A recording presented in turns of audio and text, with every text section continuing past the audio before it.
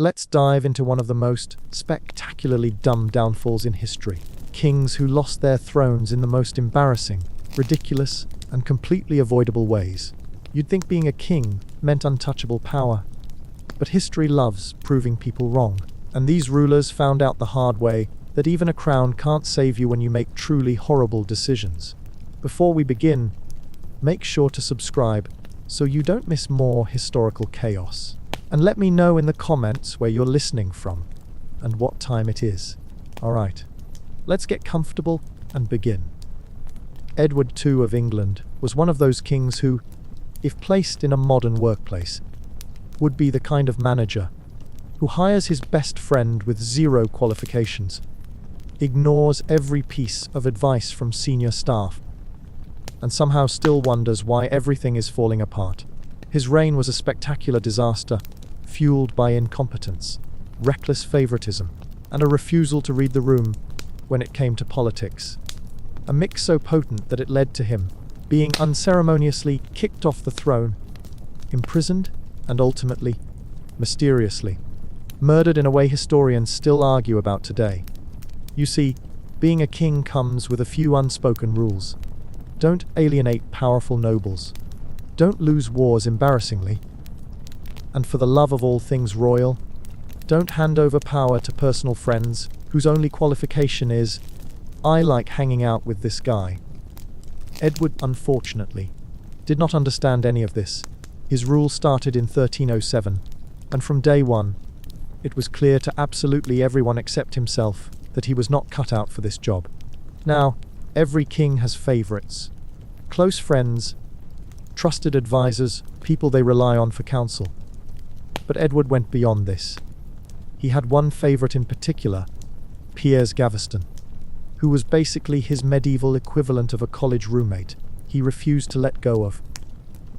Gaveston was charming, witty, and absolutely terrible at politics, which made him instantly hated by the powerful nobles who actually expected to be listened to when governing a kingdom. Edward, however, was completely blind to the outrage brewing, because he was too busy giving Gaveston absurd levels of power, riches, and noble titles while ignoring literally everyone else. The barons, naturally, lost their minds over this, and within just a few years, they forced Edward to banish Gaveston as a way to restore some sense of order. Edward agreed, but then, in an absolutely shocking twist of bad decision-making, secretly brought Gaveston back, basically flipping off every noble who had warned him not to do this. The result: Gaveston got captured and beheaded, and Edward's Sicker learned precisely nothing from the ordeal. Now, one might think, alright, maybe Edward recovered from that disaster. But no, because if there was one skill Edward II had, it was repeating his mistakes, but even worse. Enter Hugh Despenser, another unreasonably favoured royal companion, who quickly became the Gaveston sequel nobody asked for. Edward poured wealth and titles onto Despenser, ignored growing outrage, and, just like before, got absolutely wrecked politically for it. The nobility, including Edward's own wife, Queen Isabella, started making serious plans to remove him entirely. This is where things really started going downhill. Isabella, arguably one of the most patient queens in history, had put up with Edward's nonsense for years. But when she finally teamed up with her lover Roger Mortimer, the two launched an invasion with the simplest possible goal: get rid of Edward and replace him with their young son, Edward III. The thing is, Edward II wasn't just incompetent, he was also terrible at responding to crises, so when his wife's army came for him, he barely put up a fight and ended up running away, only to get caught anyway. The nobility wasted zero time in forcing him to abdicate, making history as one of the only medieval kings to be officially removed for just being bad at his job. But Edward's troubles didn't end there, because after losing his throne, he was imprisoned in a castle, where he suffered what historians politely call suspicious death. The most famous theory, that he was assassinated in the most horrifying way possible, via red, hot poker shoved into a deeply unfortunate location. Some modern historians argue whether this was medieval exaggeration, but honestly, after years of bad decisions, everyone seemed pretty eager to get rid of him for good, and thus ended one of the most ridiculously incompetent reigns in English history, leaving behind a legacy of favoritism, poor leadership, and the universal reminder that if you anger literally every powerful noble, your throne will not last long.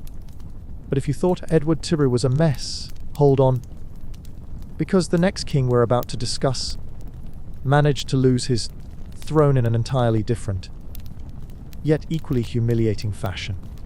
John Balliol, poor man, might have thought being crowned King of Scotland in 1292 was the start of a long and glorious reign. But in reality, history had already penciled him in as one of the most unfortunate rulers to ever exist. His downfall wasn't due to a grand battle, an act of treason, or some dramatic palace coup. No, John Balliol lost his throne because people quite literally mocked him out of power, branding him with the unforgettable insult, Tum Tabard, meaning empty coat. Yes, that's right. John Balliol was essentially bullied off the throne by his own people, with his reign so disastrous that even medieval Scotland decided it wasn't worth keeping him around. To understand just how bad his luck was, we need to talk about England's very enthusiastic meddling in Scottish affairs, specifically King Edward I, a man who never saw a neighbouring kingdom without feeling an uncontrollable urge to claim it as his own. When Scotland needed a new king, Edward I happily stepped in, played judge, and conveniently picked John Balliol, probably because he thought he could push him around. And unfortunately for John, he absolutely could. From the very start, Balliol was treated like a glorified puppet, forced to bend to Edward's will, agree to humiliating terms, and basically operate Scotland as an English, controlled side project rather than an independent kingdom. His nobles, already eyeing him with suspicion, quickly realized they had chosen the medieval equivalent of a manager who says, "I'll handle it," and then immediately hands every major decision off to someone else. John wasn't totally spineless. At one point, he tried to resist Edward, even siding with France to rebel against England. Unfortunately, this decision was about as well thought out as the rest of his reign, because Edward responded with the medieval equivalent of, "Oh, you think you have options? That's cute."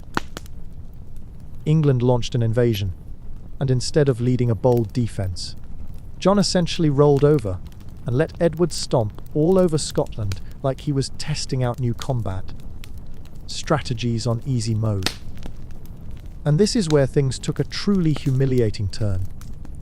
The Scots, already fed up with his weak leadership, had begun openly calling him Tum Tabard, empty coat, because they believed he was nothing more than an unoccupied throne seat, a placeholder rather than a real king. He lacked authority, presence, and apparently any backbone when it came to standing up to England. Eventually, Edward got tired of pretending Scotland even had its own ruler, stripped John of his throne, like a teacher confiscating a toy from a misbehaving child, and sent him into exile as if dismissing a failed intern.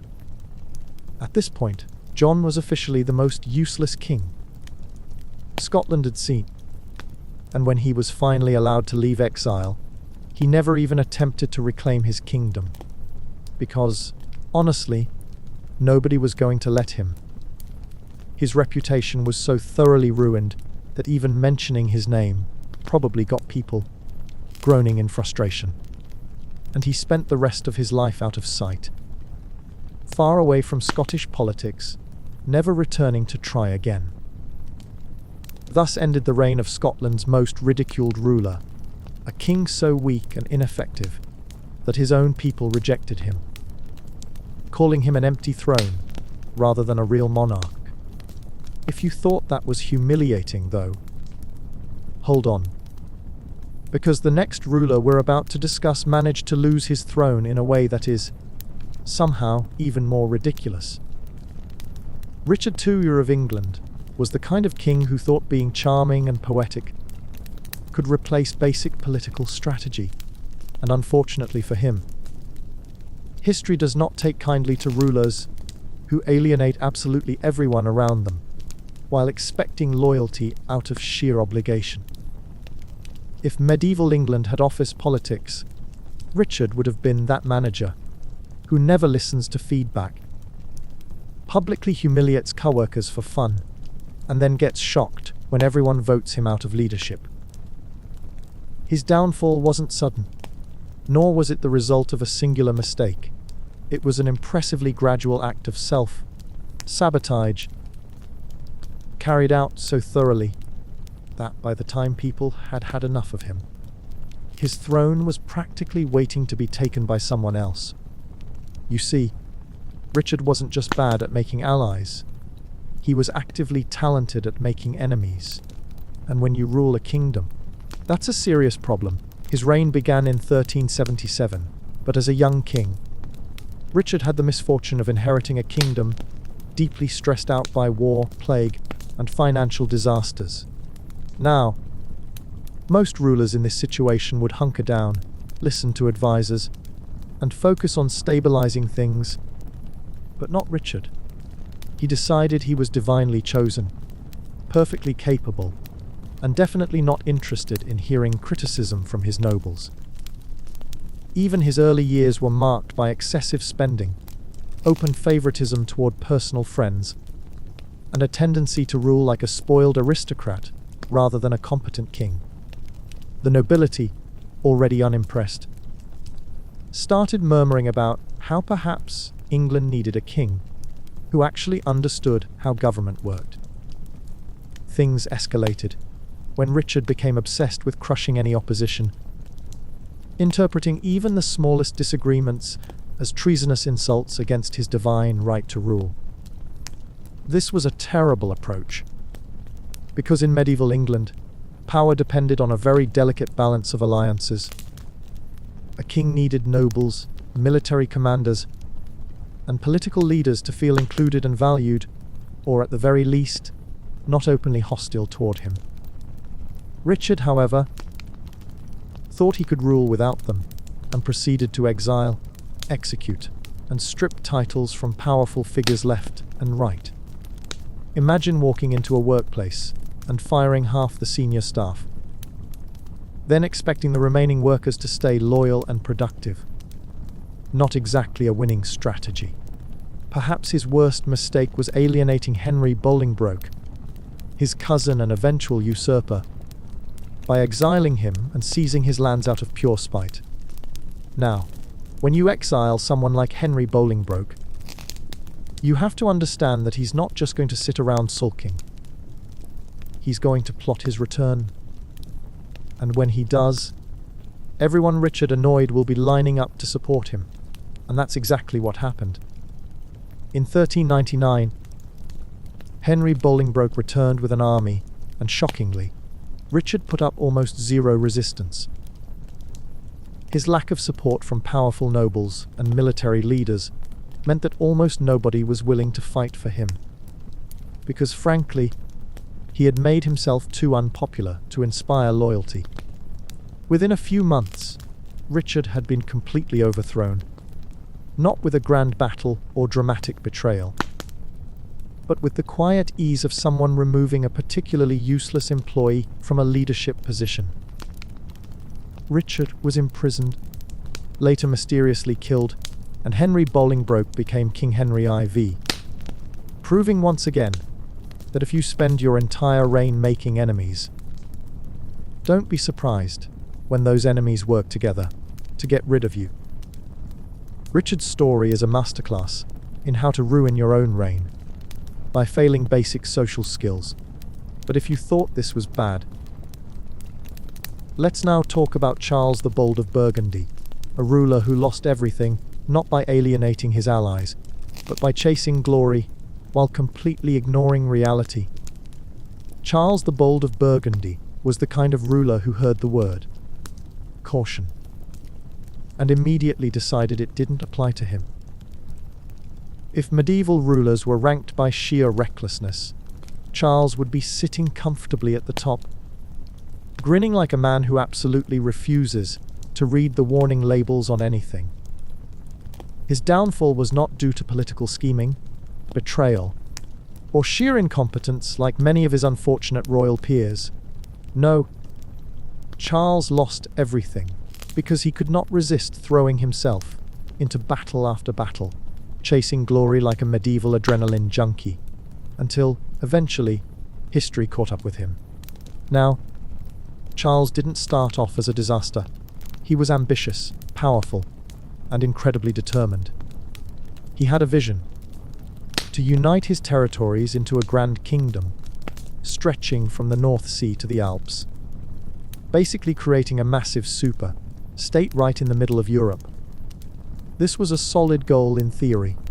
In practice, it required diplomacy, patience, and occasionally knowing when to stop pushing your luck. All things Charles absolutely did not possess. He was obsessed with proving himself on the battlefield, convinced that his military strength alone could secure his dream. And that mindset led him straight into a streak of increasingly bad decisions. First, he picked fights with Louis SCI of France, a king who was far sneakier, much more calculated, and deeply enjoying the slow collapse of Burgundy from a safe distance. Charles made enemies at every turn, treating diplomacy like an annoying inconvenience, while doubling down on military aggression, political blunders, and alliances that made absolutely no sense. He managed to get England, the Holy Roman Empire, and half of Europe mildly irritated with him in record time, which is never great when you're trying to build an empire. But the real problem: he wouldn't stop fighting. The final stretch of his reign was basically an extended losing streak, where he continued launching military campaigns against Switzerland, assuming they would fold because he was Burgundy, and they were just a bunch of Swiss mercenaries with pikes. Unfortunately for Charles, Switzerland had zero interest in losing and quickly humiliated his army in battle after battle, turning his grand military vision into an absolute disaster. And instead of stepping back, regrouping, or considering whether his strategy needed improvement, Charles did what Charles always did. He kept charging ahead, convinced that victory was just one more fight away. Finally, in 1477, at the Battle of Nancy, Charles ignored every warning, refused to retreat, and charged directly into one final, disastrous battle against an army that was significantly better prepared than he was. The result? He was not just defeated, but killed in a way that left no room for historical sugarcoating. His body was found half buried in the mud, frozen, and so brutally mangled that it took days to confirm it was actually him. And just like that, Burgundy collapsed. His dream of a grand European kingdom vanished overnight, and France swooped in to claim his territories like a smug neighbor, watching someone else's house burn down. Charles the Bold's downfall wasn't a betrayal, an uprising, or some clever political maneuver. It was one man refusing to read the battlefield properly, marching toward disaster, and ultimately paying the price for never knowing when to quit. And if you thought Charles had a rough time, wait until you hear about the next ruler, whose disastrous decisions left behind a legacy of pure historical frustration. Peter Thuthuthur of Aragon was the kind of ruler who truly believed he could outmaneuver everyone. A king so confident in his political chess game that he didn't stop to consider whether the entire board was about to be flipped over. He wasn't reckless like Charles the Bold, nor was he absurdly incompetent like John Balliol. No, Peter Rousseau was actually brilliant, a man who knew how to pull the strings, manipulate alliances, and make things happen. Unfortunately, he was also just a little too clever for his own good, and that, my friend, is how he managed to lose the Sicilian throne, despite being the mastermind behind securing it in the first place. His story is not one of military failure or crushing defeat, but rather a slow, painfully ironic unraveling, where his own strategic brilliance came back to bite him in the end. Now, Peter Rousseau was doing pretty well at first. He was King of Aragon, Count of Barcelona, and eventually King of Sicily after some of the most masterful political maneuvering Europe had seen. You see, at the time, Sicily had been under French control, thanks to the ever-powerful Angevins. But the people of Sicily, they were not having it. The Angevin rule was deeply unpopular, and when the Sicilians finally had enough, they launched one of the most dramatic revolts in medieval history, the Sicilian Vespers of 1282. It was a mass uprising, a full-blown rejection of French rule, and guess who just so happened to be waiting in the wings, ready to take advantage? That's right, Peter Rousseau, because this man knew exactly when to seize an opportunity. Through a mix of diplomacy, military strategy, and sheer luck, Peter managed to insert himself into Sicilian affairs, align himself with the rebels, and ultimately claim the throne of Sicily for himself. He was now ruling over both Aragon and Sicily, a major power move, and for a brief moment, everything seemed perfect. That, of course, is when things started to crumble, because if there's one thing history teaches us, it's that power does not exist in a vacuum, and when you grab too much of it, someone is going to fight back. The Angevin King Charles of Anjou, naturally furious about losing Sicily, wasn't going to just sit there and accept defeat. He rallied his allies, including the Pope, who was less than thrilled with Peter's expanding influence. Suddenly, Peter found himself facing a full-scale war with France, the papacy, and half of Europe actively working to dethrone him. The Pope excommunicated him, effectively branding him an enemy of Christendom, and France launched a massive invasion of Aragon to take him down. Now, you would think, given his political skill, Peter might have seen this coming and prepared accordingly, but unfortunately, his cleverness had blinded him to just how many enemies he had stacked up. The invasion was brutal, Aragon was put under siege, and Peter had to fight tooth and nail to defend his original kingdom, effectively leaving Sicily without strong leadership. And this, right here, was the beginning of the end, because in his desperation to hold on to Aragon, he let Sicily slip from his grasp, proving once and for all that you cannot juggle two crowns while everyone in Europe is actively trying to steal them from you. After years of struggle, Peter Rousseau died, and with his death, his claim to Sicily fell apart. His son eventually lost control, and the Angevin influence crept back into Sicilian affairs, rendering all of Peter's brilliance essentially useless in the long run. His legacy: a king who played the political game better than most, but who ultimately learned that being too clever comes at a cost. But if you thought Peter Rousseau's downfall was tragic, wait until you hear about Henry VI of England, a king who managed to lose his throne not once, but twice, thanks to a combination of sheer passivity and debilitating mental illness. Henry VI of England is living proof that just because someone is born into royalty doesn't mean they are remotely qualified to rule. If the medieval monarchy had performance reviews, Henry VI would have been the kind of manager that everyone secretly avoids. because no matter how urgent the crisis, he's either too overwhelmed to deal with it, or simply doesn't notice it's happening. His reign wasn't a disaster in the usual sense. He didn't get violently overthrown, because he angered every noble in existence, nor did he march into battle with the reckless ambition of a doomed military commander.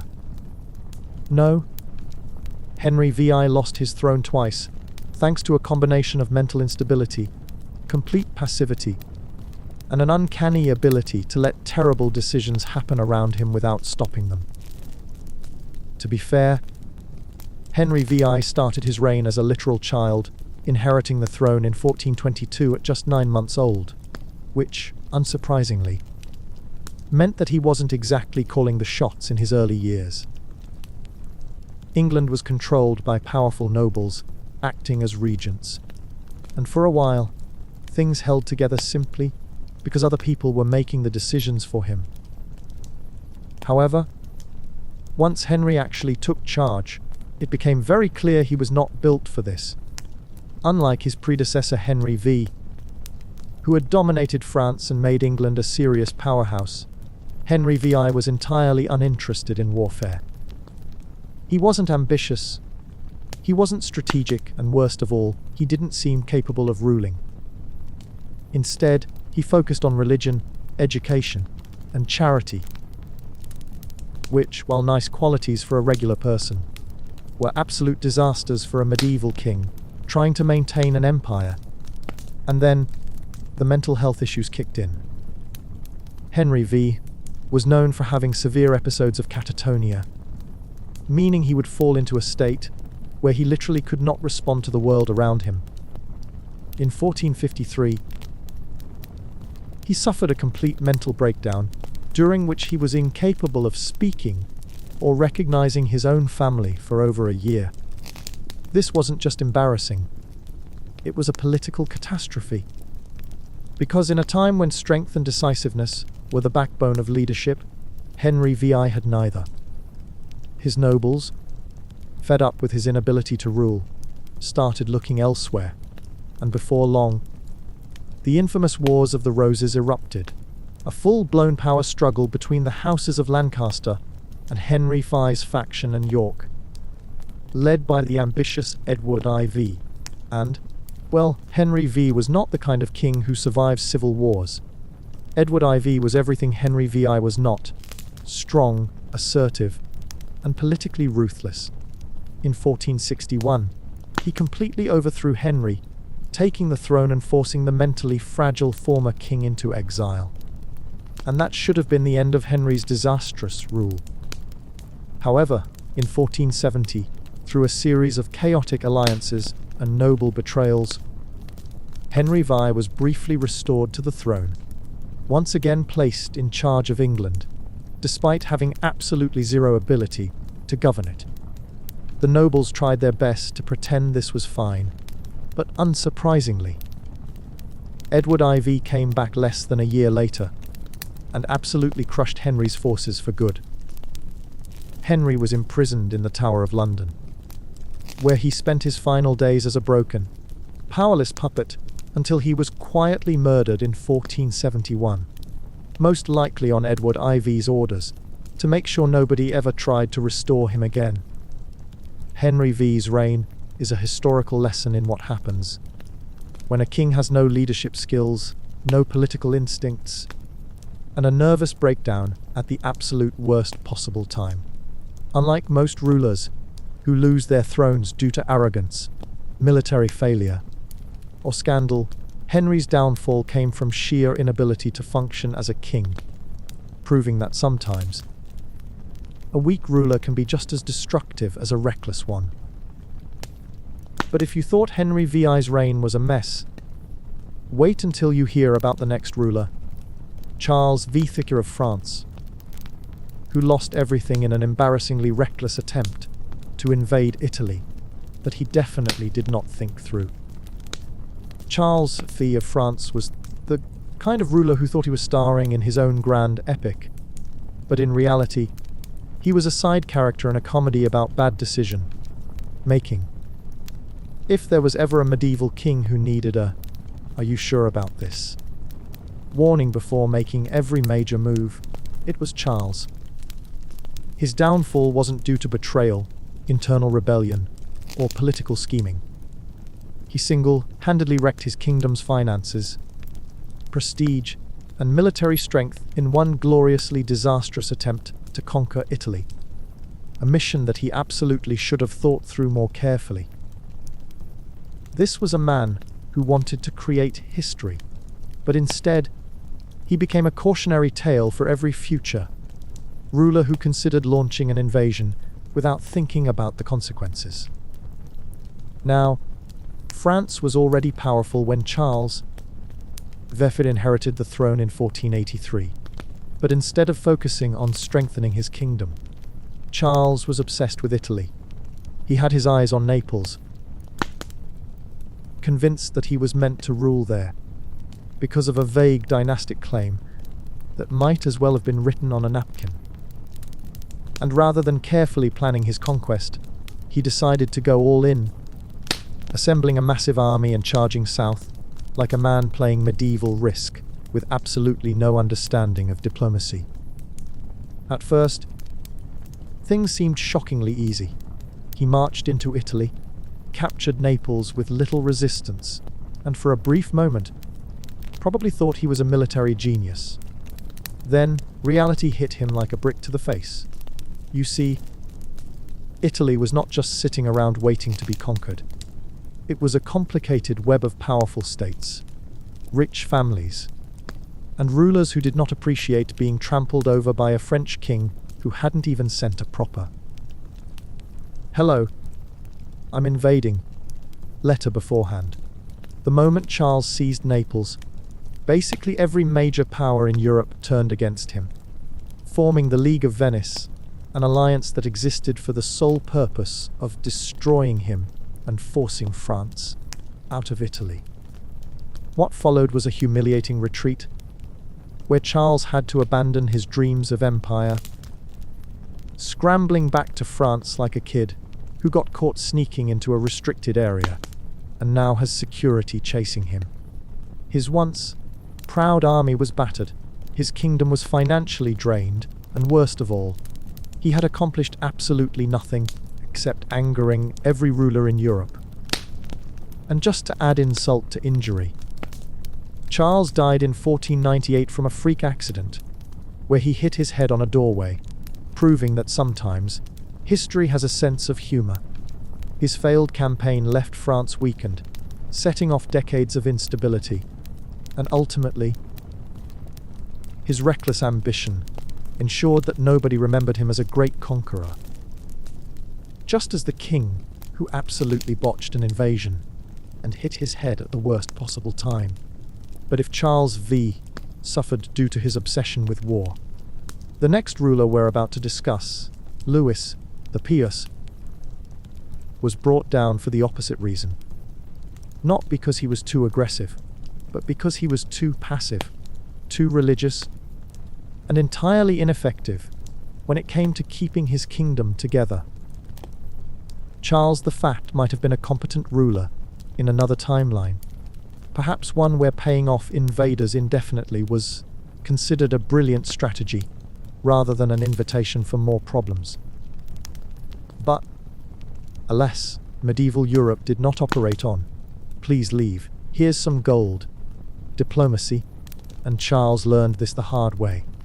Unlike most kings who lost their thrones due to violent uprisings, treasonous nobles, or poorly planned invasions, Charles the Fat was simply too passive, too uninspiring, and way too eager to hand over money instead of dealing with his problems properly. His reign was a slow motion disaster where Viking raids kept happening, gold kept vanishing, and absolutely nothing got better, leading to his ultimate humiliation, deposition, and complete disappearance from political relevance. Now, Charles wasn't always destined for failure. He actually inherited an enormous empire, ruling over East Francia, West Francia, and Italy, essentially controlling most of what was once Charlemagne's grand domain. That's a pretty solid starting point. But the thing about running a kingdom that large is that you actually have to govern it, something Charles never quite figured out. Unlike his great predecessors, who crushed rebellions, expanded territories, and built strong foundations for their realms, Charles spent most of his reign juggling crises, like a man who had no idea what he was doing. And his biggest problem: the Vikings. Viking raids were a constant menace, pillaging cities, terrorizing villages, and generally making sure that no medieval king ever had a peaceful night's sleep. Charles, however, took an extremely passive approach. Rather than raising armies, fortifying defenses, or attempting to strike back, he simply paid them to leave, hoping that endless bribes would solve everything. At first, it worked. The Vikings took the money and left. But here's the thing about pillagers: you can't just bribe them indefinitely and expect them to stop raiding entirely. In fact, giving them gold only encouraged them to come back, because they now knew that this particular king would rather hand over treasure than actually fight them. So, predictably, they kept returning, and instead of realizing that his strategy was deeply flawed, Charles just kept paying them, draining his resources while his nobles and subjects watched in absolute frustration. His empire grew weaker, morale collapsed, and resentment built up, because when you see your king repeatedly refuse to deal with a crisis properly, you start wondering if someone else should take his place. The final straw came when Paris itself was besieged by Vikings, and instead of leading a defense or rallying his forces, Charles once again tried to pay them off. Except this time, his own nobles refused to obey his orders, choosing to fight the invaders themselves rather than sit back and let their king waste more money. Imagine being so ineffective that your own subjects start ignoring you and handling problems on their own. Not exactly a great look for a monarch. At this point, everyone had completely lost faith in Charles, and his deposition was practically inevitable. In 887, he was overthrown, stripped of his titles, and banished into obscurity, dying less than a year later, forgotten by history except as a ruler who could not, for the life of him, deal with the Vikings properly.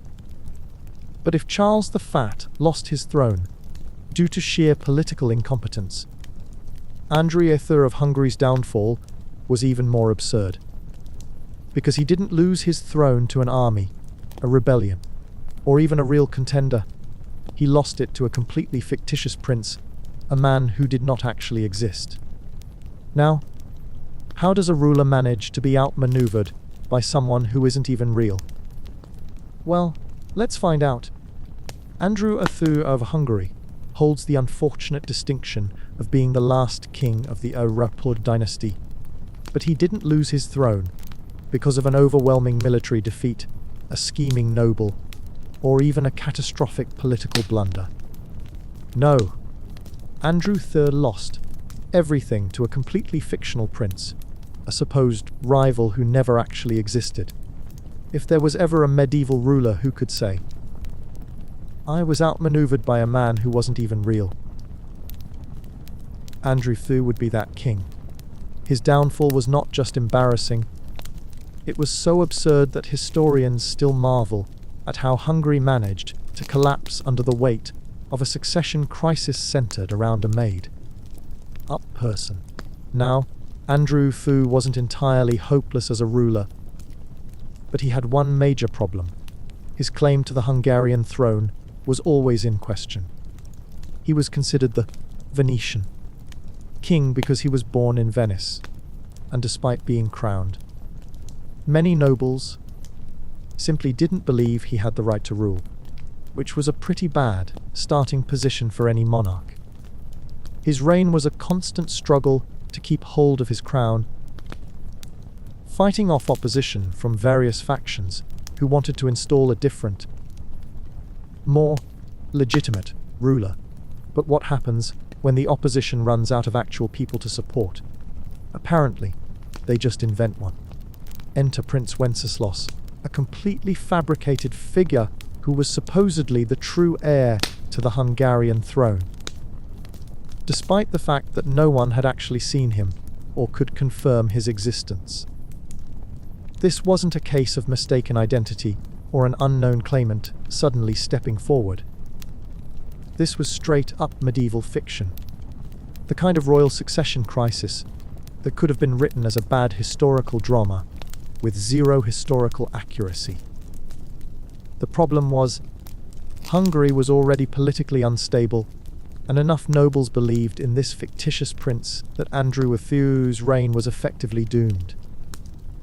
Now, Andrew tried his best to hold on to power, but between constant rebellions, political betrayals, and an increasingly ridiculous number of people insisting this made-up prince was real, his rule became untenable. The struggle over Hungary's throne had gone completely off the rails, and by the time Andrew III died in 1301, there was no clear successor, no stable leadership, and absolutely no dignity left in the entire situation. And just like that, the Kamrapard dynasty ended, not because of war, not because of a lack of heirs, but because Hungary managed to convince itself that a non-existent prince was more worthy than its actual king. The aftermath of Andrew III's reign was absolute chaos, and Hungary entered one of its worst succession crises, setting the stage for foreign rulers to swoop in and take control of a kingdom that clearly could not keep its own affairs in order. But if you thought losing a throne to a fictional person was ridiculous, wait until you hear about Wenceslas IV of Bohemia, a king who was deposed after years of doing absolutely nothing useful. His reign wasn't marked by ambition, conflict, or scandal. It was simply a slow, painful descent into complete political irrelevance, making him one of the least effective rulers medieval Europe ever had. Alfonso V of Lun's story is what happens when a medieval king has a dramatic existential crisis, makes a life-changing decision, and then realizes, way too late, that he absolutely hates it. Unlike most rulers who lost their thrones due to military disasters, palace coups, or just being incredibly bad at their jobs, Alfonso chose to step down. That's right, he abdicated voluntarily, deciding that his life as a king wasn't spiritually fulfilling enough, and instead of ruling, he wanted to become a monk. Now, you might think, well, at least he had a plan, right? No, not at all. Because Alfonso V immediately regretted his decision, spending the rest of his days wishing he hadn't given up his throne, while his kingdom carried on without him, possibly throwing festivals to celebrate the fact that their king had willingly removed himself from power. Now, Alfonso V wasn't actually a bad king. In fact, he was pretty capable, overseeing important legal reforms and strengthening his kingdom's stability. But apparently, being competent wasn't enough to keep him engaged, because he suddenly decided that royal life was just not for him anymore. Instead of ruling, he wanted solitude, prayer, and the peaceful rhythm of monastic life, free from the stresses of governance. He convinced himself that spending his days in a monastery was the ultimate fulfillment, and in 999 AD, he abdicated, leaving the throne to his son, and disappearing into religious isolation like a man who just wanted to stop dealing with medieval politics altogether. And for a brief moment, he genuinely believed he had made the right choice. He retreated from the world, lived the humble life of a monk, and probably felt very satisfied with himself for making such a noble sacrifice. But then, reality began to sink in, and Alfonso realized very quickly that monastery life was not what he had imagined. You see, being a monk meant strict discipline. Constant prayer, absolutely zero power, and, most importantly, no royal privileges. No feasts, no luxurious surroundings, no grand halls, and definitely no ability to order people around. And after a few years of this, Alfonso V realized he had made a terrible mistake. He missed being king. He missed the power, the influence, the sense of purpose. And because this was medieval Europe, a place where abdication was a one-way ticket to irrelevance, there was absolutely no way to undo it. So there he was, a former king, stuck in monastic life, watching from a distance as his kingdom carried on without him. And the worst part, nobody seemed particularly interested in bringing him back. He had willingly removed himself from power, which meant that the court had already adjusted to his absence, and his son was perfectly happy, running the kingdom without him. Alfonso V had essentially locked himself out of his own legacy, and no amount of regret could change the fact that his throne was no longer his. And that was it. Alfonso V lived out the rest of his days in regret, knowing he had traded a kingdom for a monastery. And unlike dramatic rulers who lost everything in violent wars or noble betrayals, he had lost his throne purely because of his own misguided decision. His legacy is not one of scandal or downfall, but of extreme career regret, proving that even in medieval times, quitting your job and immediately wishing you hadn't is a universal experience. But if Alfonso V's story is frustrating, the next ruler's fate is far more brutal, because Sigismund of Burgundy didn't just lose his throne due to betrayal. He was literally thrown into a well and left there to die. And if you thought medieval politics were ruthless, well, just wait until you hear this one. Sigismund of Burgundy was a king who learned, in the absolute worst way possible, that medieval politics was not a game where you could make mistakes and still expect forgiveness. If there was ever a ruler who managed to go from royal privilege to literal rock bottom, quite literally, in this case, it was Sigismund, whose downfall was not just political, but physically brutal, ending with him betrayed, captured, and then unceremoniously dumped into a well like an unwanted piece of furniture. Unlike other rulers who lost their thrones due to scheming nobles, disastrous warfare, or sheer incompetence, Sigismund's fate was uniquely tragic, largely because he actually tried to reform his kingdom and do the right thing. But ultimately, none of his efforts mattered when his enemies decided they'd had enough of him. His story is one of royal ambition colliding with political reality, and in true medieval fashion. That reality came with a very deep well and zero mercy. Sigismund ruled the Kingdom of Burgundy, an area that, at the time, was a powerful yet deeply unstable domain, constantly pulled between greater empires, ambitious nobles, and the looming threat of external invasions. He had high hopes of strengthening Burgundy, making it a respected and secure kingdom. And for a while, things looked promising. He focused on religious reform, earning the support of some influential figures, and attempted to solidify Burgundy's position within the greater political landscape of Europe. Unfortunately, being a well-intentioned ruler meant nothing if your enemies were stronger, and Sigismund had more than a few of those, especially when his political decisions started clashing with powerful interests. One of his biggest mistakes, angering the wrong factions, particularly the Franks, who were watching his kingdom with keen interest and waiting for an opportunity to remove him from power. And remove him they did. When the Frankish king Clovis's son, Clodomir, invaded, Sigismund was outmaneuvered and quickly captured, leading to one of the most humiliating deposals in history. You see, if Sigismund had been simply exiled or imprisoned, it would have been a relatively normal royal downfall. But the Franks weren't in the mood for subtlety, and instead of granting him any chance of survival, they tossed him into a well, letting history quite literally bury him under the weight of his failed ambitions. It was a gruesome, unceremonious end, proving once again that medieval rulers had very few options when things started going south. Either fight tooth and nail to retain power, or prepare for whatever cruel fate their enemies had in store. But as brutal as Sigismund's story was, the next ruler's downfall was even more dramatic, because Conradin of Hohenstaufen didn't just lose his kingdom, he lost his head, making one of the most misguided invasions in medieval history.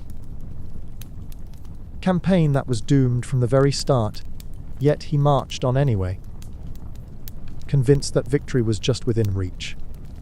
If Sigismund's downfall was a tragic betrayal, Conradin's was a lesson in blind ambition leading straight to disaster.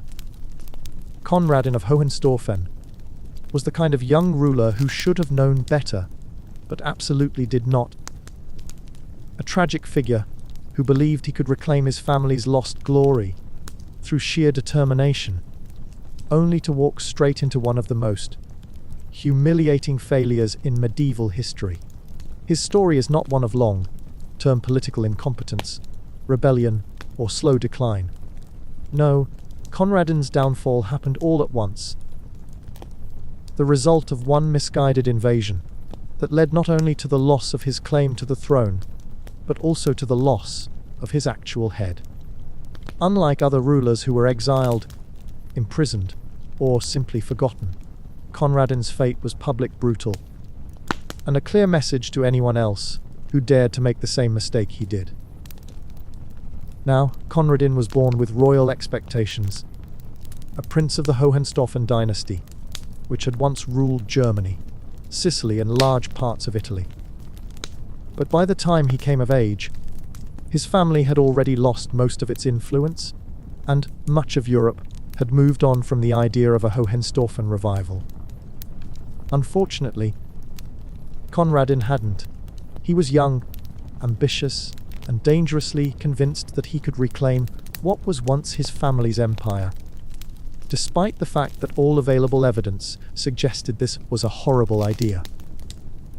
His great mistake came when he set his sights on Sicily, a kingdom that had once belonged to his ancestors, but was now ruled by Charles of Anjou, a politically ruthless Frenchman who was absolutely not going to give up his throne without a fight.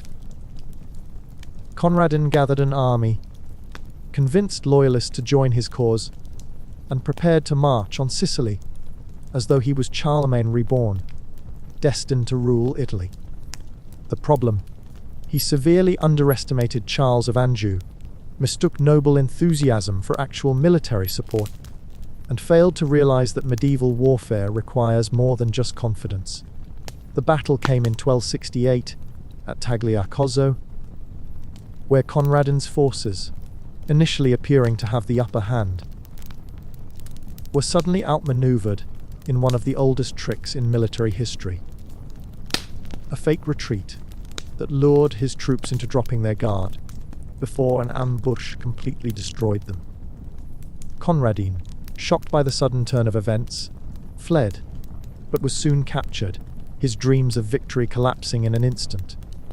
And here's where his fate took a gruesome turn. If Conradin had been a typical noble, he might have been held prisoner, exiled, or quietly eliminated. But Charles of Anjou wasn't interested in subtlety or diplomacy. He wanted to make an example out of Conradin, showing the entire world that no one should ever challenge his rule again. So instead of letting Conradin vanish into historical obscurity, Charles put him on trial, condemned him to death, and had him publicly executed, a spectacle designed to terrify anyone considering rebellion. And when the execution finally happened, it was a brutal, humiliating scene. The last descendant of a proud dynasty, standing before a crowd, forced to die as nothing more than a failed claimant who had gambled everything and lost. His beheading marked the definitive end of the Hohenstaufen dynasty, proving that sometimes ambition alone isn't enough to win a throne, especially when your enemies have already decided that your existence is inconvenient. But if Conradin's downfall was a warning about reckless invasions, the next ruler's fate was a lesson in what happens when a king is simply too weak to hold on to power.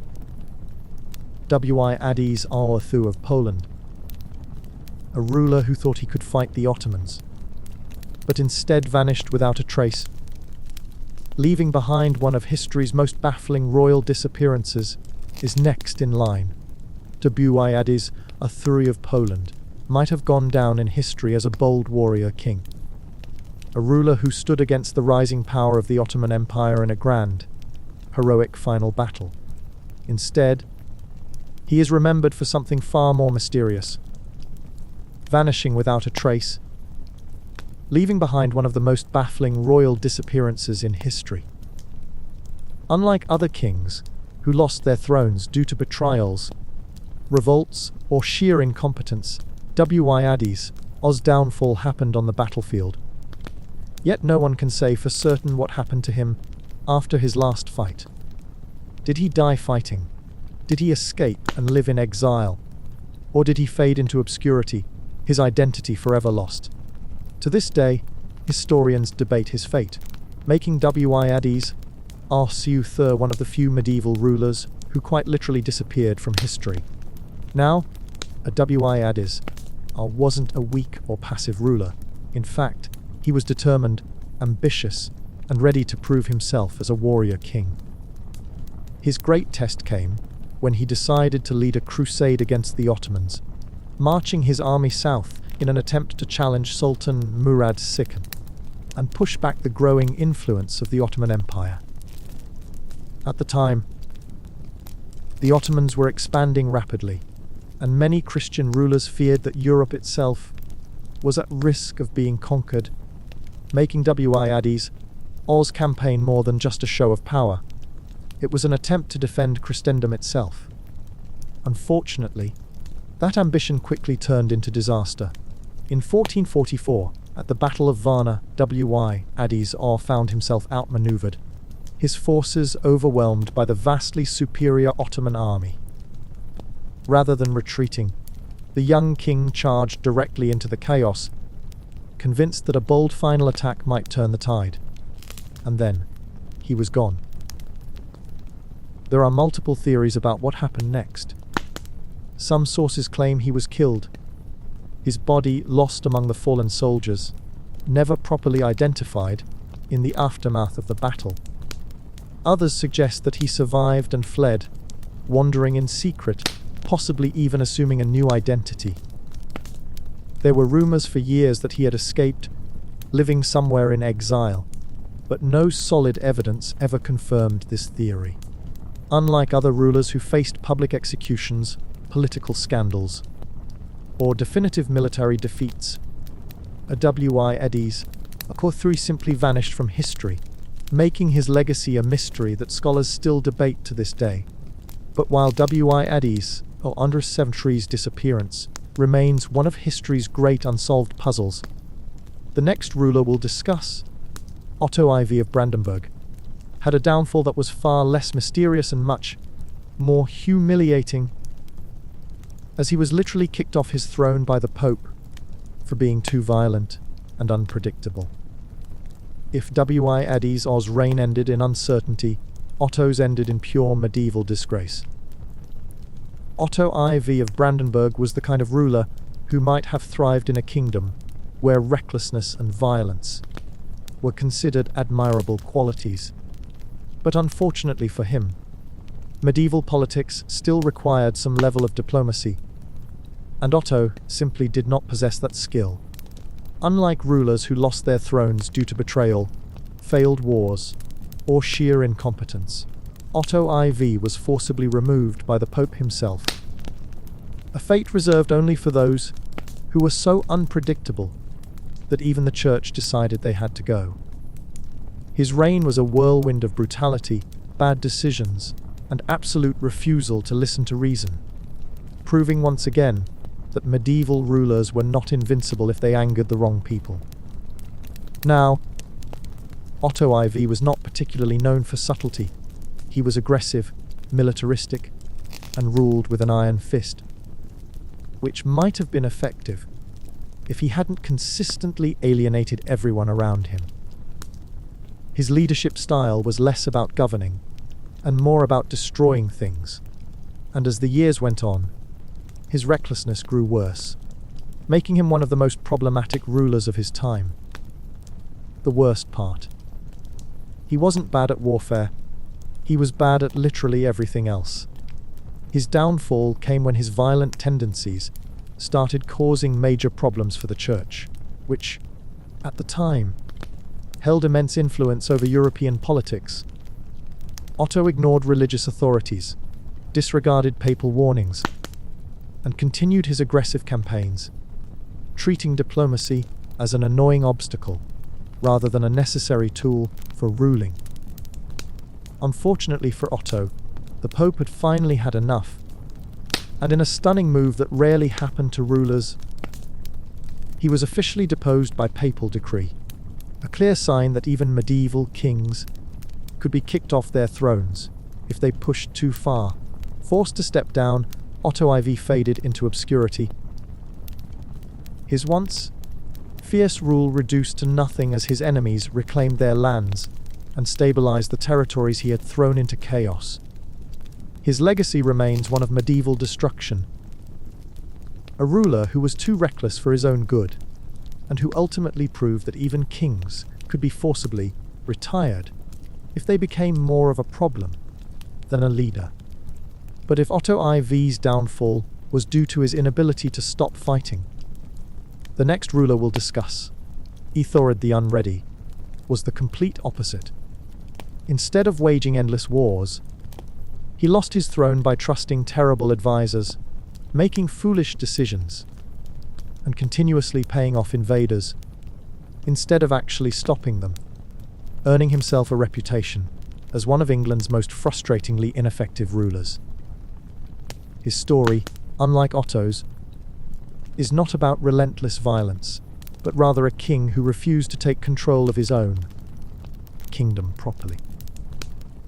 Ethelred the Unready might have had a promising reign if he had any sense of strategy, leadership, or the ability to make a single good decision, but unfortunately, history does not reward rulers who continuously trust terrible advisors, throw money at problems instead of solving them, and refuse to prepare for obvious threats.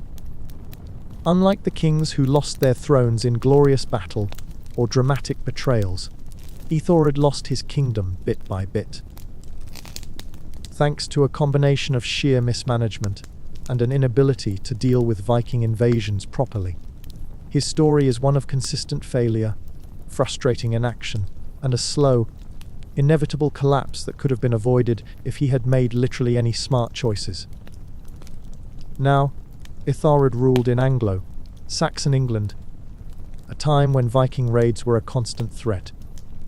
Unlike more competent rulers who faced the problem head-on, Ethelred decided on a different approach, paying them off and hoping they would leave. If this sounds familiar, it's because Charles the Fat tried the same thing earlier, and guess what? It didn't work then, and it definitely didn't work now. Viking raiders quickly realized that Ethelred would rather hand over gold than fight, which led to more raids, more demands, and more money being thrown at the problem without any resolution. In essence, Ethelred had turned England into a Viking ATM, funding their attacks while draining his own kingdom's resources. And it only got worse. Ethelred became so paranoid about his failures that he made one of the worst decisions possible. The St. Brice's Day massacre in Athen 02, where he ordered the mass killing of all Danes living in England, thinking it would help stop future Viking invasions. Instead, it enraged Denmark, causing King Sweyn Forkbeard to invade England in retaliation, eventually forcing Ethelred into exile. By the time Ethelred tried to reclaim the throne, England had been absolutely wrecked by his lack of leadership, and when he finally died in 1016, few mourned his passing because, frankly, he had exhausted everyone's patience. His nickname, Unready, actually translates more accurately to poorly advised, but in truth, he was just plain unfit to rule, making him one of the most frustrating kings England ever had. But if Ethelred's downfall was a slow, painful political failure, Harold Godwinson's was a rapid-fire disaster, as he managed to lose the English crown in just 9 months. A reign so brief that it could barely be called a rule, thanks to 2 wars in a single week that completely shattered his chances of survival. His story is not one of incompetence, but of sheer exhaustion, proving that sometimes even the best warriors can't win if they're forced into back-to-back battles with no time to recover. Harold Godwinson's reign was so brief and chaotic that if medieval rulers had performance evaluations, his might have simply read, worked hard, fought too many battles in 1 week, accidentally lost England forever.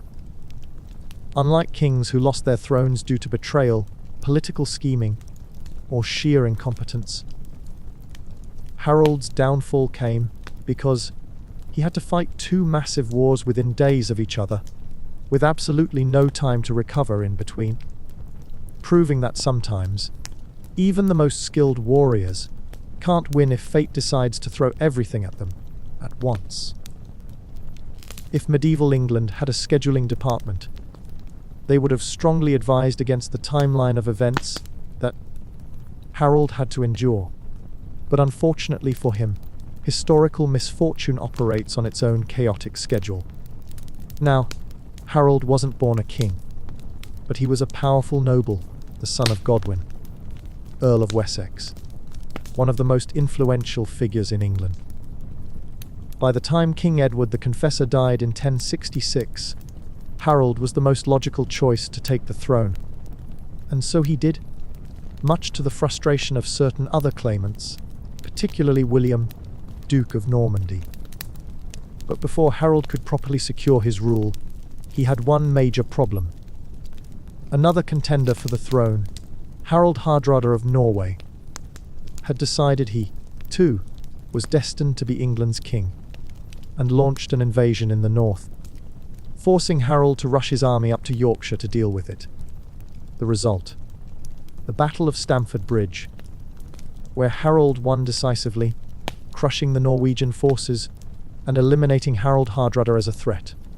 Now, a logical timeline would suggest that Harold should get some time to rest, regroup, and celebrate his victory, maybe hold a feast, thank his soldiers, and most importantly, breathe for a second. But no, because right after finishing off the Norwegians, Harold received the worst news possible. William of Normandy had landed on England's southern coast, meaning he now had to drag his exhausted army from Yorkshire all the way down to Hastings for another war, effectively turning England's fate into one giant endurance challenge. So, just days after winning Stamford Bridge, Harold marched his troops straight into battle again, setting up the legendary Battle of Hastings, an event that was destined to end terribly for at least one person involved, and unfortunately, that person was Harold. The battle was long, brutal, and came down to one pivotal moment. Harold, standing among his troops, trying to hold the line, only to be hit directly in the eye by an arrow, because apparently, medieval fate had a sense of irony.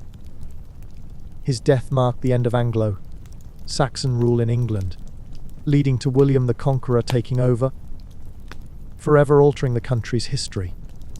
Harold's downfall wasn't because he was a bad ruler or made poor decisions. It was simply a matter of impossible timing, fighting 2 wars in quick succession, and ultimately losing the most important one. He remains one of history's most tragically overworked kings, a man who did everything he could, but simply had no time to recover, proving that even the strongest warriors can't win if history decides to play unfair. But if Harold's downfall was the result of sheer exhaustion, the next ruler's failure was far more ridiculous, because Lothair Siku lost power, chasing a divorce for his mistress, spending so much time trying to legally justify his personal life that he completely neglected his kingdom, ultimately ruining everything before dying young. If Harold fell because of military misfortune, Lothair's story is a lesson in how personal drama can overshadow actual leadership. Lothair Su was the kind of medieval king who prioritized his personal drama so much that he completely forgot to actually govern. A ruler who thought his mistress's romantic problems were more important than the fate of his kingdom. Unlike kings who lost their thrones due to invasions, political rebellions, or sheer incompetence, Lothair II actively destroyed his own rule by chasing a divorce that was never going to happen, refusing to focus on anything else, and ultimately wrecking his dynasty before dying young, leaving behind nothing but royal embarrassment and a throne that had no clear future. If medieval rulers had advisors solely meant to slap sense into them, Lothair would have desperately needed one, because at no point did anyone manage to convince him that his priorities were completely wrong. Now, Lothair II wasn't a bad ruler at first. He was king of Lotharingia, a powerful and strategically important region, and for a while, he was actually holding his position fairly well. But then, his personal life completely derailed everything, because he became obsessed with divorcing his wife, Thutberga, in order to marry his mistress, Waldrada. If this had been a normal medieval marriage dispute, things might have played out quietly. But unfortunately for Lothair, marriage in royal politics was more than just a personal affair. It was a political weapon. And his attempt to break off his marriage sparked massive outrage, particularly from the church, which absolutely refused to allow his divorce. Instead of accepting reality, Lothair II spent years trying to make his divorce happen, launching legal cases, manipulating religious authorities, and convincing noble factions to support him, all while completely ignoring the fact that his kingdom was falling apart due to his lack of focus. Imagine a CEO who, instead of running the company, spends every single board meeting ranting about how unfair his marriage contract is. This was Lothair, a ruler who turned his personal dispute into a national crisis. And if that wasn't bad enough, his enemies saw his weakness and took advantage of it, plotting against him while he wasted time trying to justify a relationship that was never going to be approved. After years of fighting over a marriage issue, Lothair finally got approval from the Pope to marry his mistress. But just as he was about to stabilize his position, fate decided to end his reign permanently. He died young in 869, abruptly cutting short his disastrous rule before he had a chance to fix the massive mess he had caused. The aftermath was even worse, because his kingdom had no clear successor, leading to chaos, territorial disputes, and a complete collapse of his dynasty, all because Lothair had spent too much time chasing a romance that ultimately left his kingdom weaker than ever. His downfall is a lesson in what happens when a ruler lets personal obsession override leadership, proving that sometimes the greatest threat to a kingdom isn't war or betrayal, but a ruler who refuses to do their job properly.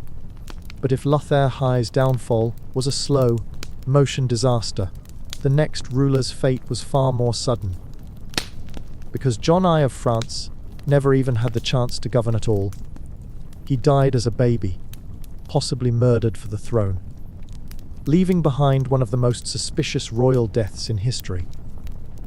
His reign wasn't marked by political mistakes or military failures, because he barely lived long enough to even wear the crown, making his story one of medieval intrigue, whispers of foul play, and a dynasty cut short before it could even begin. John I of France might hold the most tragically brief reign in European history. A king who, despite being born into one of the most powerful dynasties of medieval France, never actually had the chance to rule at all. His downfall wasn't due to bad decision-making, failed wars, or political intrigue in the usual sense. It happened before he could even understand what ruling meant, as he died at just 5 days old, sparking one of the most suspicious succession mysteries in French history. Unlike kings, who lost their thrones because of their own mistakes, John I never even had a chance, leaving behind a dynasty cut short and centuries of speculation about whether he was murdered for the crown. Now, John I's birth should have been a cause for celebration, a moment of triumph for the Capetian dynasty. His father, Louis X, had died unexpectedly, leaving France in desperate need of a male heir, and when his pregnant queen gave birth, it seemed like everything would be stabilized. The newborn king was immediately declared ruler, making history as the youngest person to ever wear the French crown. But then, disaster struck. Just 5 days into his reign, John I died, shocking the court, unsettling the kingdom, and raising far too many questions about what exactly had happened. The official cause of death, unclear.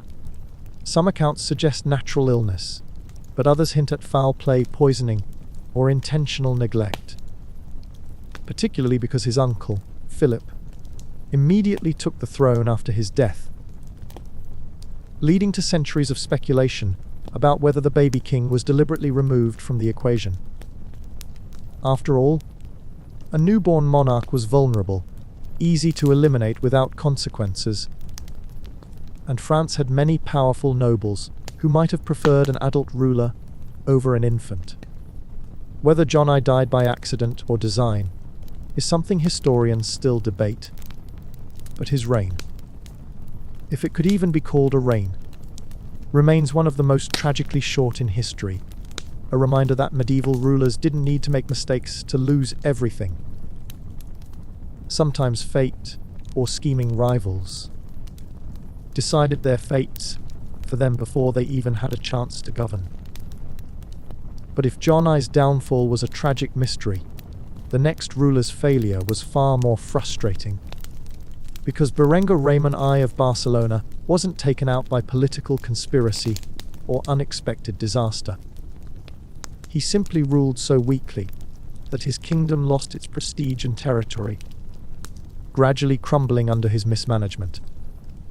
Unlike rulers who fought boldly and lost, Berenguer Raymond barely fought at all, his ineffective rule allowing his lands to shrink and weaken, making him one of the most forgettable and disappointing rulers of medieval Catalonia. His story isn't about grand betrayals or battlefield defeats. It's about the slow erosion of power, a king who let his throne slip away piece by piece, proving that sometimes doing nothing is just as destructive as making terrible decisions. Berenguer Raymond I of Barcelona was the kind of ruler who probably should have been a noble scholar, instead of an actual king, because his leadership style wasn't marked by bold decisions, strategic brilliance, or even the occasional inspiring speech. It was defined almost entirely by hesitation, weakness, and a complete inability to maintain the prestige of his lands. Unlike some kings who lost their thrones due to dramatic betrayals, battlefield disasters, or political coups, Berenguer Raymond managed to lose his territory, influence, and reputation not in one sudden failure, but gradually, over the course of years, in a way that made his reign so forgettable that even history can barely remember what, if anything, he actually accomplished. If ever there was a medieval ruler who let his throne slip through his fingers like sand, it was Berengar Raiman, whose biggest enemy wasn't conquerors or rebellion, but his own complete inability to lead with strength. Now, to understand the full extent of his failure, we first need to recognize that Barcelona, at the time, was no minor territory. It was an important cultural and political hub, and a strong ruler could have used it to expand influence, solidify power, and command respect across Iberia. Unfortunately, Berengar Raiman was not that ruler. He inherited the title of Count of Barcelona, a position that could have paved the way for greater power, but instead of seizing opportunities, he spent most of his reign dodging conflict, avoiding hard decisions, and ultimately watching as stronger rulers carved away at his domain. In other words, he ruled like a man who didn't actually want to rule, which is historically not a great approach to leadership. One of his biggest failures was his poor handling of conflicts with neighboring Muslim and Christian rulers.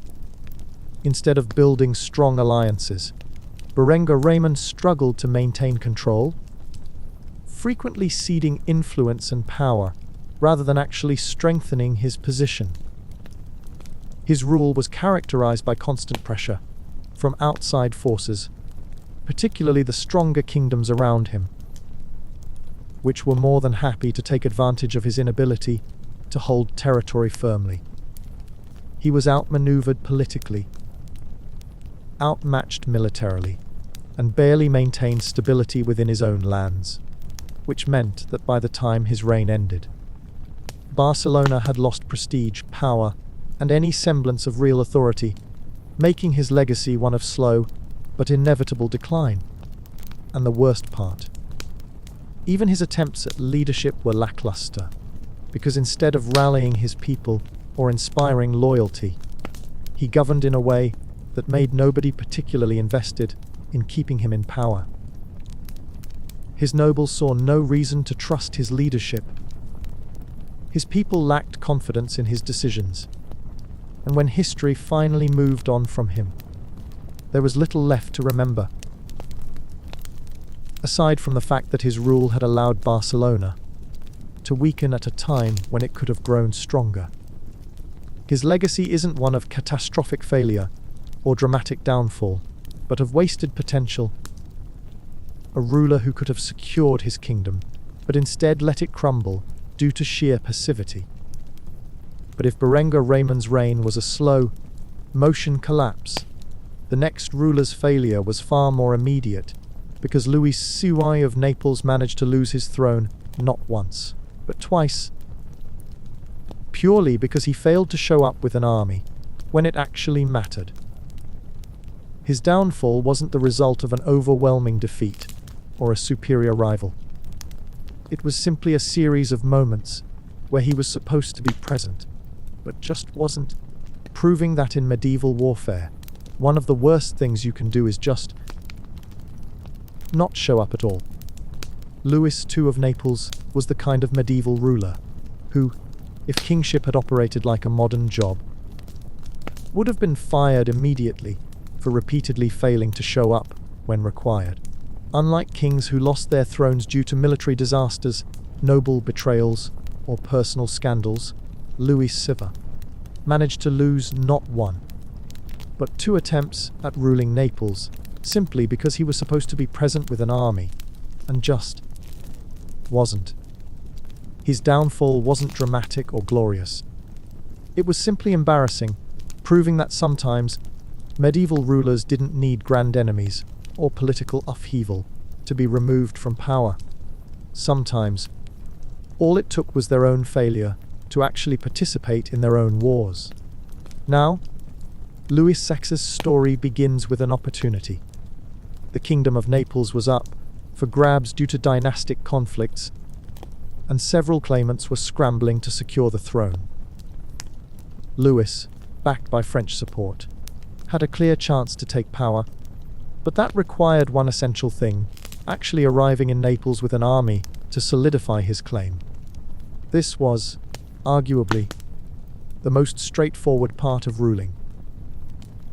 If you want to be king, you need to be present in the kingdom you intend to rule. Unfortunately for Louis, he did not prioritize this step, resulting in his first failure when he completely neglected to provide military backing for his claim.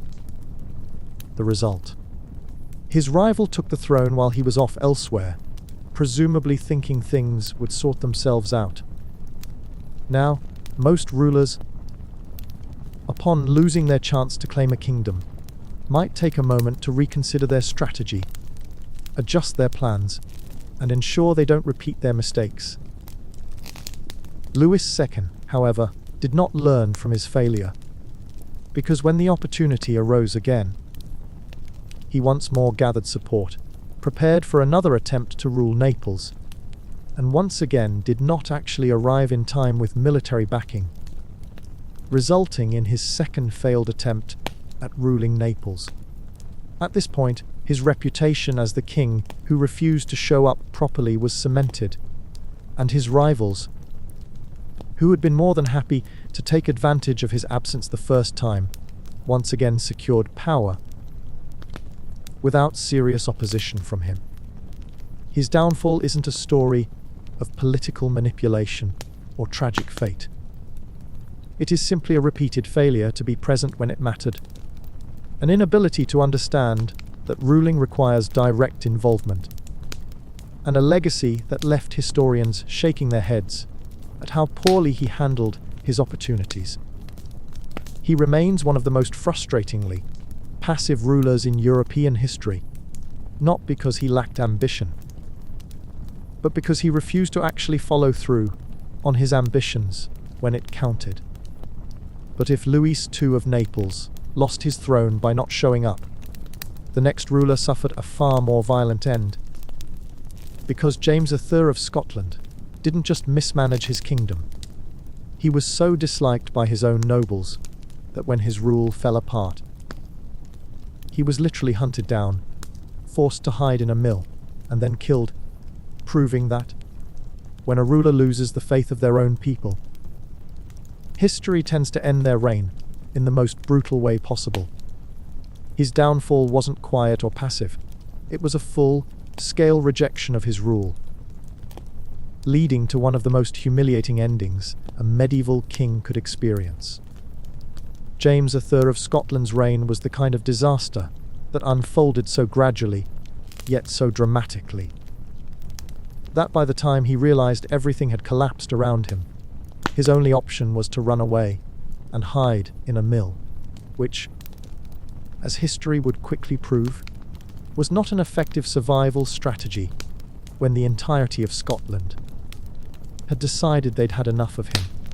Unlike rulers who lost their thrones due to massive wars, noble betrayals, or political failures, James II's downfall was a mix of terrible leadership, failed diplomacy, and outright rejection from his own nobles, leading to one of the most humiliating ends a medieval king could possibly experience. His story is not one of tragic misfortune or noble sacrifice, but rather a king whose decisions were so bad that the people hunting him down weren't even foreign invaders. They were his own frustrated subjects. Now, James III started his reign in 1460 under fairly normal circumstances, but as time went on, it became painfully clear that he was not an effective ruler. He had little interest in military campaigns, preferred isolation over courtly duties, and was terrible at managing noble alliances, which in medieval Scotland was practically a guaranteed recipe for disaster. Ruling a kingdom required strength, negotiation skills, and the ability to command respect, but James had none of these things. He was detached, disliked, and worst of all, completely unaware of how bad his reputation had become. His downfall was sealed by his inability to maintain control over his nobles, who grew increasingly frustrated with his failures until they finally rebelled outright leading to the Battle of Sochibon in 1488, where James tried to defend his rule, but was ultimately defeated. And here's where things took a humiliating turn, because instead of dying heroically on the battlefield, James fled, choosing to hide in a nearby mill in a desperate attempt to escape capture. If this sounds like a bad plan, that's because it absolutely was.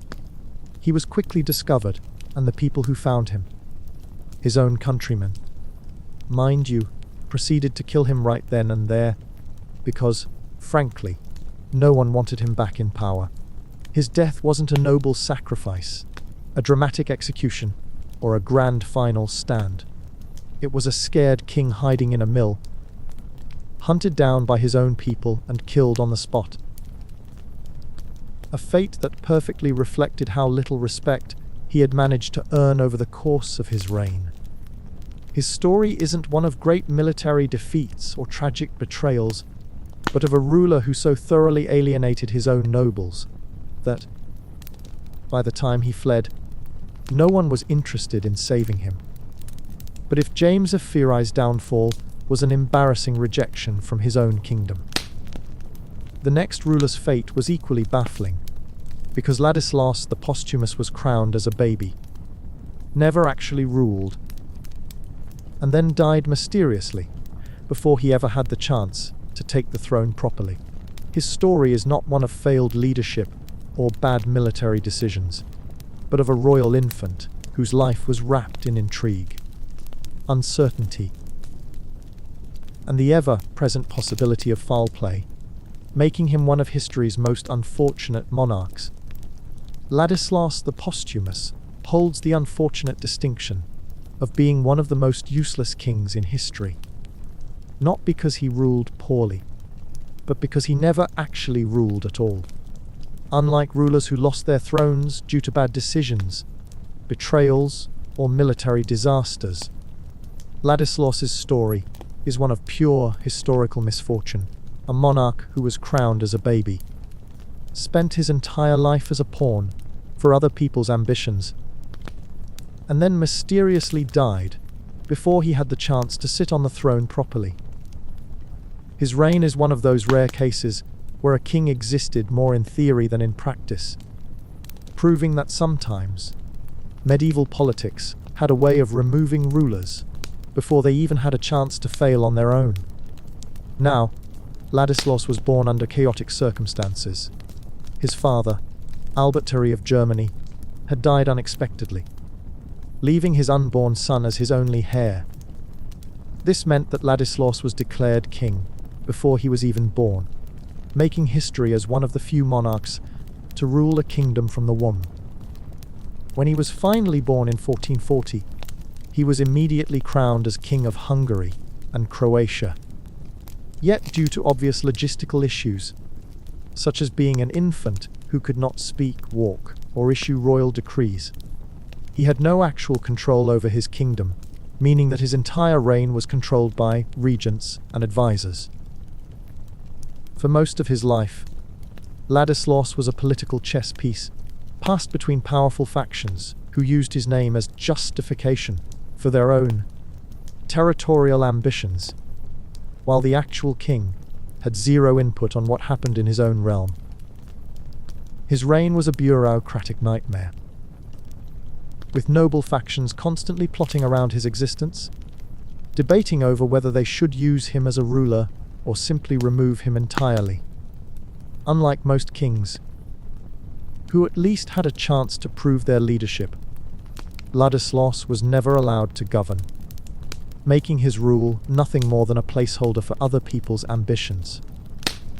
And then, just as he reached an age where he might have finally had the chance to take control, history removed him permanently. In 1457, at the age of just 17, Ladislaus died mysteriously, with rumors swirling about possible poisoning, because honestly, at this point, his existence was more of an inconvenience than anything else. His death ended any chance of him ever ruling properly, making him one of the most tragically powerless monarchs in history. A king in name only, shuffled between powerful factions until he was quietly erased from the board before he could ever make a move. But if Ladislaus's downfall was a slow and bureaucratic mess, the next ruler's failure was far more dramatic. Because Stephen Orov of Serbia didn't just lose his throne, he lost his entire empire, proving that weak leadership can cause an entire kingdom to crumble from within. Unlike kings who were removed by scheming rivals or lost their thrones due to unexpected disasters, Stephen Orov simply ruled so poorly that his kingdom slowly collapsed around him, leaving behind one of history's most disappointing reigns. Stephen Orov of Serbia might hold one of the most disappointing records in medieval history, because unlike rulers who lost their thrones due to dramatic betrayals, sudden invasions, or catastrophic failures, Orov simply sat back and watched as his empire crumbled around him, seemingly too weak or too indecisive to do anything about it. His reign wasn't defined by bold action or strategic ambition. It was a slow motion disaster where powerful noble factions carved away pieces of Serbia. Territories slipped through his fingers, and his once great empire dissolved into chaos, leaving behind one of the least effective reigns recorded in European history. If medieval rulers were graded on basic effort, Orov's report card would have read, "Did not try," because by the time his rule ended, there was nothing left of his kingdom to govern. Now, Orov inherited Serbia at its peak, a kingdom that had flourished under previous rulers, growing into a powerful empire that held influence across the Balkans. His father, Stefan II, had expanded Serbia aggressively, transforming it into a major political force. And when Orov took the throne in 1355, people expected him to maintain that strength. Unfortunately, he did not. Instead of ruling with authority and decisiveness, Orov lacked the ability to control his nobles, allowing powerful aristocrats to essentially govern their own territories independently, leading to internal fragmentation that Serbia could not recover from. And the worst part, he didn't even try to fight it. While other rulers faced rebellions with military campaigns, asserted dominance over their nobles, or worked to restore stability, Orov stood by passively, seemingly unable to respond to the rising chaos. His empire shrunk year by year. Parts of Serbia fell under foreign rule, and by the time he officially lost the throne, Serbia was no longer an empire at all, just a broken collection of territories with no clear ruler. A complete collapse of what had once been a dominant force in the region. His downfall wasn't a grand event, a single crushing battle, or a moment of dramatic betrayal. It was an empire dissolving piece by piece, while its ruler watched, unable to stop it. His reign ended not with fire and blood, but with the quiet reality that his empire had simply ceased to exist, making him one of the weakest monarchs in medieval history. But if Stephen Orov's downfall was a slow erosion of power, the next ruler's story was far more chaotic, because Henry the young king was crowned during his father's lifetime, rebelled against the man who had literally made him king, and then died pointlessly before he ever got the chance to rule properly. Unlike Orov, who lost everything due to inaction, Henry's downfall came from his own impatience, proving that sometimes rushing to seize power can end just as badly as refusing to hold on to it. Henry the young king might have been one of the most impatient royals in medieval history, a man whose desire for power far outpaced his actual ability to rule, resulting in one of the most unnecessary rebellions ever recorded. Unlike rulers who lost their thrones due to grand betrayals, military disasters, or tragic political schemes, Henry's downfall was purely self-inflicted. A premature attempt to seize power from a king, who wasn't even dead yet, leading to years of pointless conflict that ultimately achieved nothing. Because by the time he finally had a chance to rule properly, fate abruptly ended his story before it could even begin. If medieval kings were given advisors, specifically to stop them from making impulsive, life-destroying mistakes, Henry definitely could have used one, because his downfall was not the result of fate or overwhelming opposition. It was purely a case of bad timing and worse decisions. Now, Henry was the son of Henry II of England, and unlike most princes, he was actually crowned during his father's lifetime, making him king in name but not in power. This arrangement was meant to prepare him for eventual rule, but instead of waiting for his father to step aside, Henry grew increasingly frustrated, demanding more control. And when he didn't get what he wanted, he did what any overly ambitious medieval royal with poor judgment would do. He rebelled. Not once, but multiple times, each attempt ending in humiliating failure as his father crushed his insurrections, proving that Henry had wild ambition, but no real strategy to back it up. The rebellion wasn't just pointless, it was actively embarrassing. Henry rallied disgruntled nobles, seeking to carve out real power for himself, but instead of waging a strategic war, he ended up fighting battles he couldn't win, constantly retreating, and ultimately asking his father for forgiveness every time he failed. Imagine staging a grand political rebellion, only to repeatedly beg for leniency afterward. And you've got the full picture of how Henry's efforts played out. His father, exhausted by dealing with his rebellious son, allowed him to return to court. But Henry never quite gave up on his attempts to break free, continuing to scheme and struggle for real power until fate finally ended the game entirely. In 1183, while still trying to assert his authority, Henry fell ill and died, a sudden and completely anti-climactic ending to what could have been a grand political takeover. His death came before he ever had the chance to truly rule, meaning that all of his rebellions, schemes, and conflicts had ultimately been pointless, leaving behind nothing but frustration and wasted potential. His downfall wasn't a dramatic betrayal or a military disaster. It was the simple reality that his timing was completely wrong, and by the time he might have gotten what he wanted, history had already decided his fate for him. But if Henry's downfall was the result of his own impatience, the next ruler's fate was far more violent. Because Philip of Swabia didn't just lose his throne, he lost his life, assassinated by a nobleman over a marriage snub, proving that medieval politics could be just as deadly as actual warfare.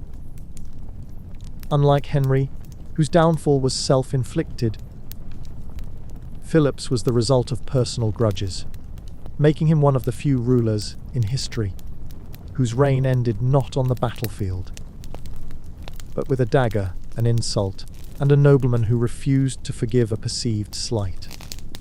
Philip of Swabia's downfall was the kind of medieval tragedy that wasn't a grand political rebellion, a failed military conquest, or a slow erosion of power.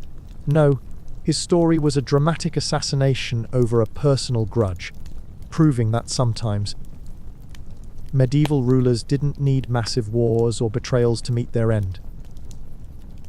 Sometimes all it took was offending the wrong nobleman, and suddenly history decided your reign was over.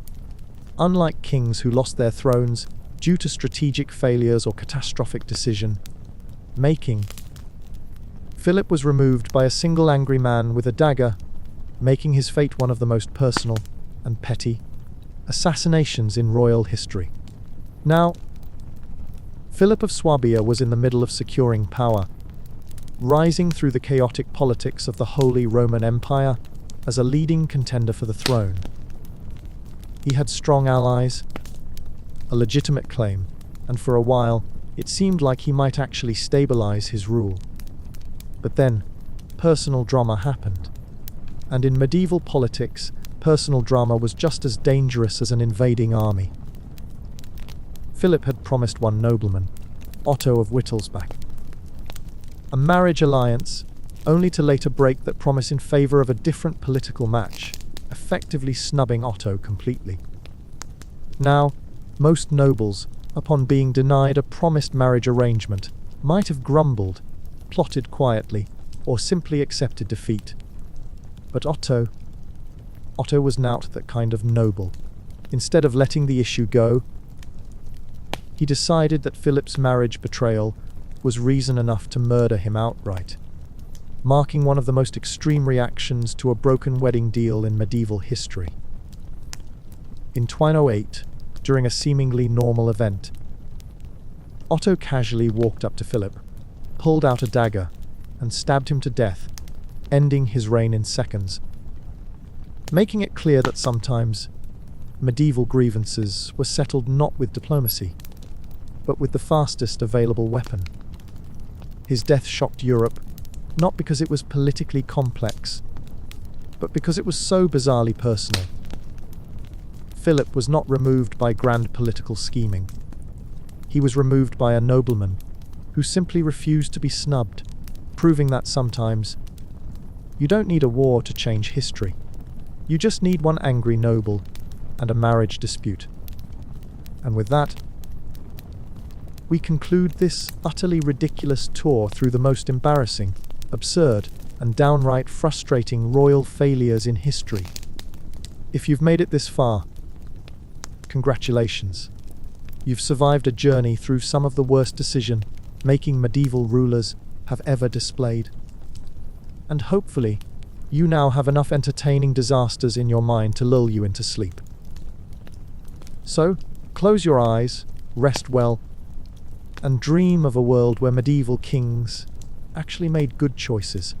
Though, let's be honest, that world probably wouldn't be nearly as entertaining as the mess we just uncovered. Good night, and may your leadership skills remain vastly superior to every ruler on this list!